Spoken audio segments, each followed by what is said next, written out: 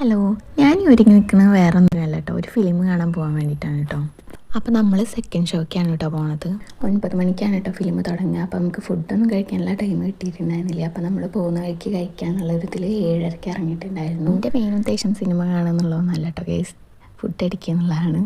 എന്നെപ്പോലെ സിനിമയ്ക്ക് പോകാൻ ഇഷ്ടമില്ലാത്ത എത്ര പേരുണ്ടെന്നൊന്ന് കമൻറ്റ് ചെയ്യണേ. എന്തോ ഒരു ഭാഗ്യത്തിന് മഴ ഉണ്ടായിരുന്നില്ല കേട്ടോ, അതുകൊണ്ട് രക്ഷപ്പെട്ടു. ഏട്ടൻ കട്ട ലാലേട്ടൻ ഫാനാണ് കേട്ടോ. അതുകൊണ്ട് തന്നെ ലാലേട്ടൻ്റെ ഏത് മൂവി ഇറങ്ങിയാലും അത് റിലീസിൻ്റെ അന്ന് തന്നെ ഫസ്റ്റ് ദിവസം തന്നെ കാണും കേട്ടോ പോയിട്ട്. അപ്പോൾ ഇന്ന് ഞങ്ങൾ പോണത് തുടക്കം മൂവി കാണാനാണ്. പട്ടാമ്പി കൃഷ്ണയിലേക്കാണ് കേട്ടോ പോണത്. അങ്ങനെ ഫുഡ് കഴിക്കാൻ വേണ്ടിയിട്ട് എവിടെയോ ഒരു തട്ടുകട ഉണ്ട് പറഞ്ഞിട്ട് അങ്ങോട്ട് പോവുകയാണ് കേട്ടോ. പുതിയ ഗേറ്റ് വഴിയാണ് കേട്ടോ പോണത്, അതുകൊണ്ട് തന്നെ ഗേറ്റ് ഇടവിൽ പെട്ടുണ്ടായിരുന്നു. പിന്നെ വലിയ വെയിറ്റിങ്ങില്ലാതെ ട്രെയിൻ വന്നിട്ടുണ്ടായിരുന്നു കേട്ടോ. അങ്ങനെ തട്ടുകട അന്വേഷിച്ച് നടന്ന് അവസാനം അത് തുറന്നിട്ടുണ്ടായിരുന്നില്ല കേട്ടോ. പിന്നെ പട്ടാമ്പിയിൽ നിന്ന് എവിടുന്നേലും കഴിച്ചിട്ട് പോകാമെന്നുള്ളൊരു ഇതിൽ നിൽക്കുമ്പോൾ ഈ ഒരു കട കണ്ടപ്പോൾ നമ്മളിവിടെ കയറി കേട്ടോ. ഇവിടെ അത്യാവശ്യം നല്ല തിരക്കുണ്ടായിരുന്നു കേട്ടോ.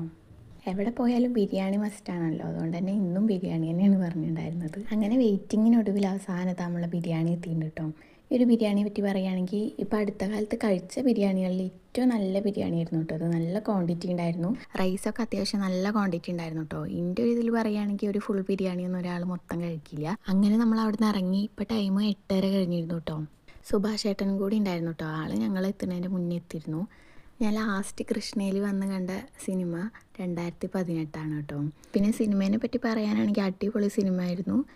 തിയേറ്ററിൽ പോയിട്ടൊക്കെ കാണേണ്ട സിനിമയാണ്. അപ്പോൾ ഇന്നത്തെ വീഡിയോ ഇത്രയുള്ളൂ. ബൈ.